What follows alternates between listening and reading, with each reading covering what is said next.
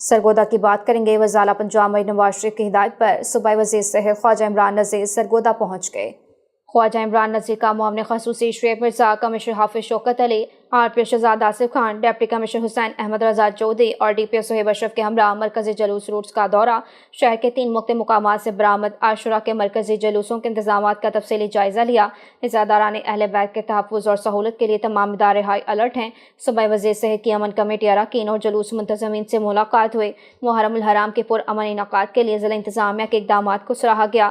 Security, طبی امداد، traffic اور ریسکیو انتظامات کا موقع پر معائنہ کیا گیا۔ جلوسوں کے راستوں پر سبیلوں، پانی کے چھڑکاؤ اور صفائی انتظامات کا جائزہ لیا گیا۔ شدید گرمی کے پیش نظر عزاداروں کو بہترین سہولیات فراہم کرنے پر اطمینان کا اظہار کیا گیا۔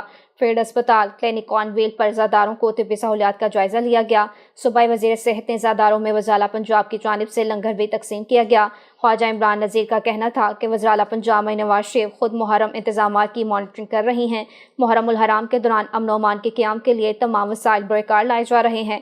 عزاداروں کو محفوظ اور پرامن ماحول کی فراہمی حکومت پنجاب کی اولین ترجیح ہے۔ صوبائی وزیر صحت خواجہ عمران نذیر نے ڈویژنل کنٹرول روم کا دورہ کیا۔ چاروں اضلاع میں عاشورہ کے مرکزی جلوسوں کی CCTV کیمروں کے ذریعے مانیٹرنگ کا جائزہ لیا۔